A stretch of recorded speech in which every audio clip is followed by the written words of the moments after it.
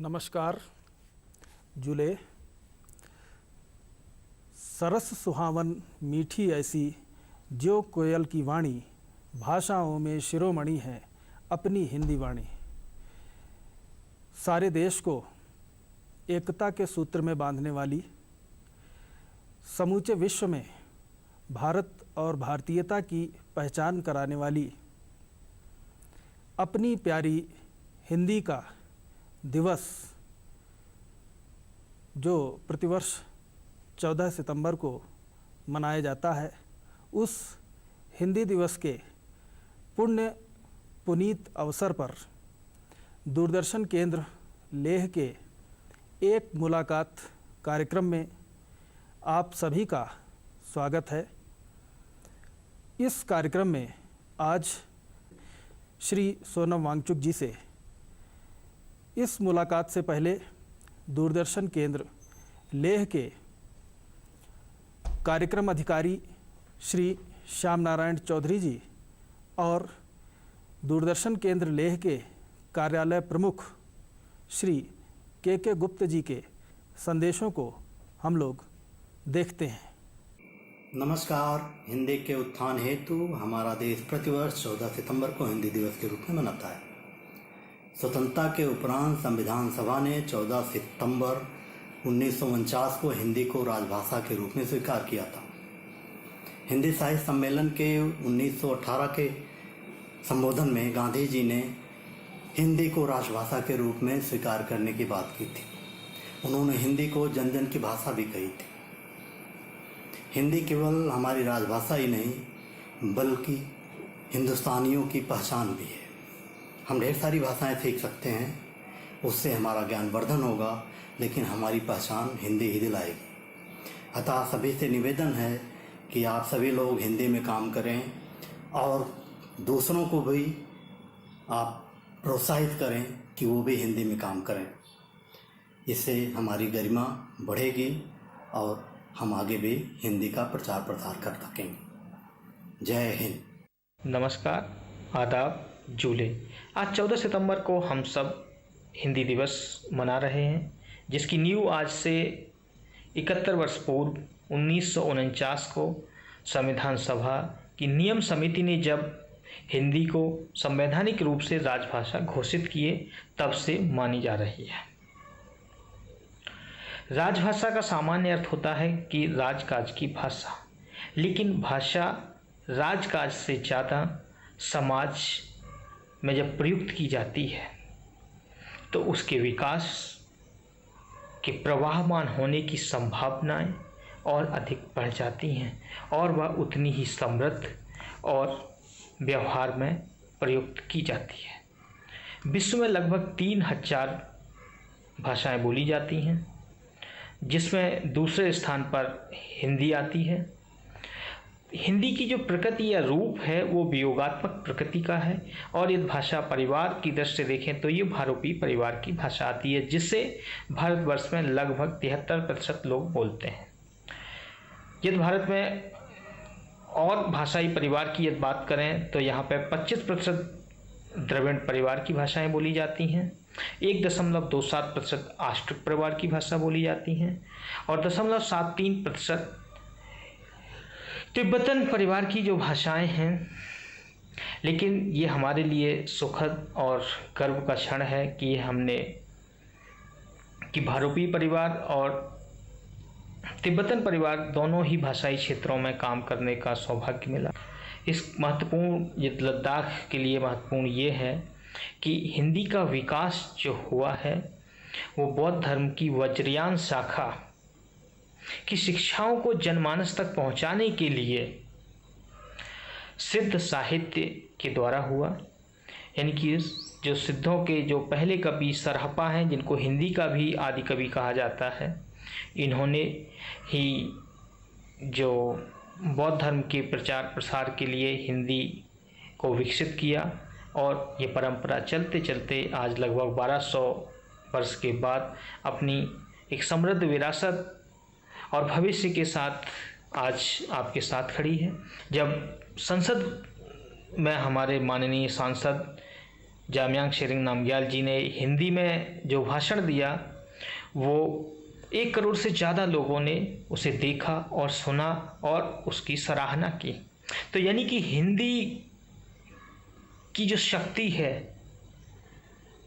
वो एक लद्दाख के जो माननीय सांसद जी ने जो संसद में बोला तो उसके देखने सुनने वालों की संख्या बताती है कि ये कितनी प्रभावी है।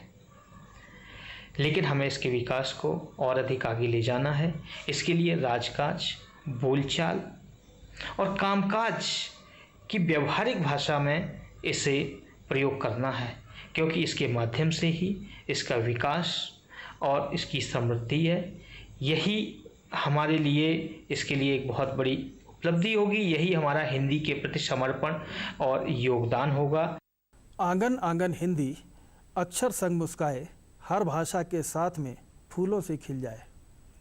ऐसी सर्वप्रिय हिंदी की चर्चा के लिए इस हिंदी दिवस के पुनीत अवसर पर हमारे बीच में श्री सोनम वांगचुक जी हैं।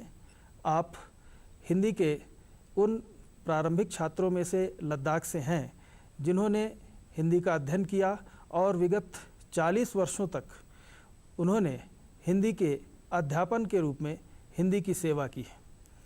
श्री सोनम वांगचुक जी केंद्रीय बौद्ध विद्या संस्थान मानद विश्वविद्यालय के हिंदी विभाग से के विभागाध्यक्ष के पद से सेवानिवृत्त हुए हैं और वर्तमान में भी हिंदी की सेवा के लिए निरंतर संलग्न हैं। आपका आज के इस आयोजन में कार्यक्रम में हार्दिक स्वागत करते हैं। जुले नमस्कार। दूरदर्शन केंद्र लेह के जितने भी श्रोता या दर्शक हैं उन सबको आज हिंदी दिवस के शुभ अवसर पर मैं हार्दिक बधाइयाँ और शुभकामनाएं देता हूँ। धन्यवाद सर। देश के स्वाधीनता आंदोलन में उस समय से ही हिंदी का बड़ा योगदान रहा है पूरे देश को एक सूत्र में जोड़ने में, और उसी क्रम में हिंदी की राजभाषा के रूप में स्थिति बनी देश की आज़ादी के बाद। तो राजभाषा के रूप में हिंदी के विस्तार और विकास को आप किस प्रकार से देखते हैं, कृपया बताइएगा, आपका विचार क्या है? जी मिश्रा जी, जब देश का स्वतंत्रता आंदोलन चल रहा था तो उस समय महात्मा गांधी के नेतृत्व में पूरे देश में लोग देश की आज़ादी के लिए काम कर रहे थे, सक्रिय थे जी। तो उस समय देश के पूरे देश के समाज को जोड़ने के लिए, स्वतंत्रता जो आंदोलन के जो कार्यकर्ता थे उनको जोड़ने के लिए एक ऐसी भाषा की आवश्यकता थी जो सभी समझ सके, जिसके द्वारा नेता और जनता जो है एक साथ मिल करके देश की आज़ादी के लिए लड़ सके। तो इसके लिए हिंदी जो है सबसे उपयुक्त भाषा थी जी। तो महात्मा गांधी वैसे तो गुजराती थे, उनकी मातृभाषा गुजराती थी, लेकिन उन्हें ये लगा कि हिंदी ऐसी भाषा है जो कि देश के पूरे समाज को, देश के पूरे लोगों को जोड़ सकता है जी। तो इसलिए उन्होंने हिंदी भाषा का प्रयोग करते हुए पूरे देश में देश की आज़ादी के लिए हिंदी का प्रयोग किया जी। और जैसे कि हम सब जानते हैं, जब 15 अगस्त 1947 को देश आज़ाद हुआ, भारत स्वाधीन हुआ, तो उसके बाद फिर हमारे संविधान सभा ने संविधान का निर्माण किया। और संविधान सभा ने जब 14 सितंबर सन 1949 को सर्वसम्मति से इस बात का फैसला किया कि हिंदी भाषा जिसकी लिपि जो है देवनागरी हो, उसे हम भारत देश की राजभाषा या इसे हम ऑफिशियल लैंग्वेज कहते हैं, उसे बनाने का उन्होंने निर्णय लिया। तो 14 सितंबर को हम इसीलिए राजभाषा हिंदी दिवस के रूप में मनाते हैं जी। यह बहुत अच्छी बात है कि सन 1949 से लगातार जो हिंदी का विस्तार हुआ है वह राजभाषा के रूप में भी, और उसके अलावा वैश्विक मंच पर हिंदी की स्थिति बहुत सुदृढ़ हुई है। और वैश्विक मंच पर जो हिंदी की स्थिति सुदृढ़ हुई है, इसमें भारत के जो प्रयास हैं, भारत के शीर्ष नेतृत्व के जो प्रयास हैं, वह भी अपने आप में अत्यंत महत्वपूर्ण है। तो वैश्विक स्तर पर हिंदी का जो परिदृश्य है उसको आप किस प्रकार से देखते हैं? विशेष ये हमारी बड़ी प्रसन्नता की बात है कि हिंदी वैसे तो भारत की भाषा है, लेकिन आज विश्व के बहुत से देशों में हिंदी बहुत ही लोकप्रिय है। बहुत से विश्वविद्यालयों में हिंदी का नियमित रूप से अध्यापन होता है। अब देखिए, भारत से जितने भी बहुत से लोग बाहर गए जी, मजदूर के रूप में गए या और काम करने के लिए गए, जैसे कि हम जानते हैं कि ये सूरीनाम है, जिसको हम वेस्ट इंडीज़ कहते हैं, या जो फिजी वगैरह है, मॉरिशस है जी।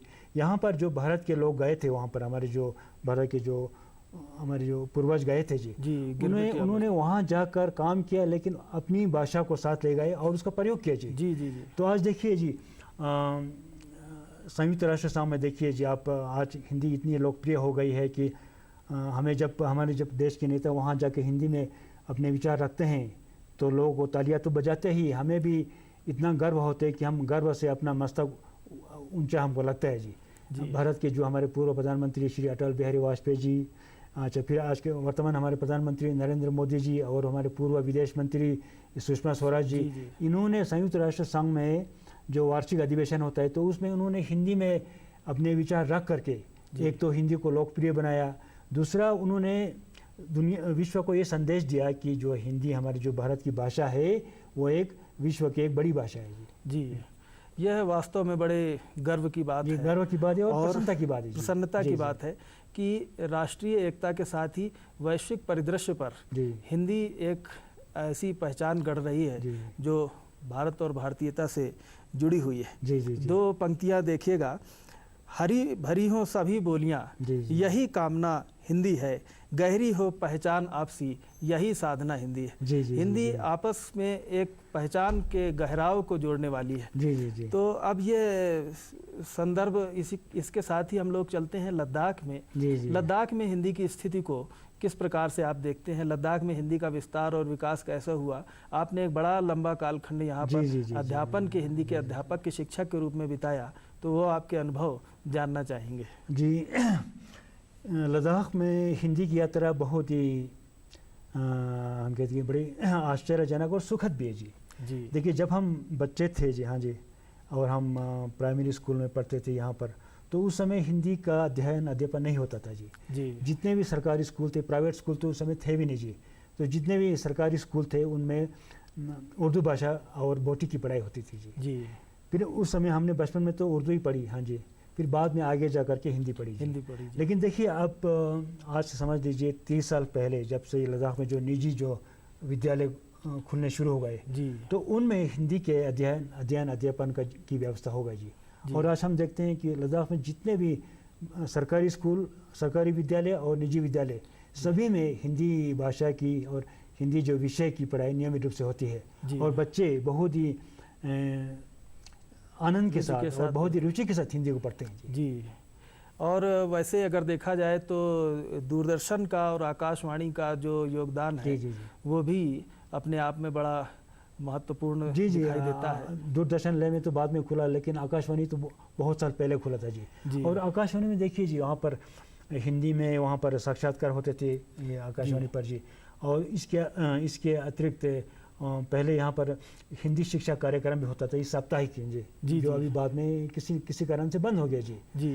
तो आकाशवाणी का भी लद्दाख में हिंदी के प्रचार प्रसार में बहुत ही योगदान रहा है जी। इसके साथ ही लद्दाख में केंद्रीय Bauddha Vidya Sansthan, Lamdon model senior secondary school, Moravian mission school, Islamia school या महाबोधि रेजिडेंशियल स्कूल, इनका भी हिंदी के प्रचार प्रसार में बहुत ही बड़ा योगदान रहा है जी। और मिश्रा जी, लद्दाख में जो बाहर से यहाँ पर व्यापारी आए हैं जी, पंजाब से आए हैं, हरियाणा से आए हैं, बिहार से हैं, आजकल तो बिहार से भी बहुत से यहाँ पर कामगार आ रहे हैं जी। और इसके अलावा जो यहाँ पर भारतीय सेना के जो जवान हैं जी, उनके द्वारा भी हिंदी का बड़ा प्रचार प्रसार हुआ। अब देख, हिंदी है भारत की शान, आगे इसे बढ़ाना है, हर दिन हर पल हमको हिंदी दिवस मनाना है। जी। बहुत बहुत धन्यवाद जी। धन्यवाद, बहुत बहुत धन्यवाद।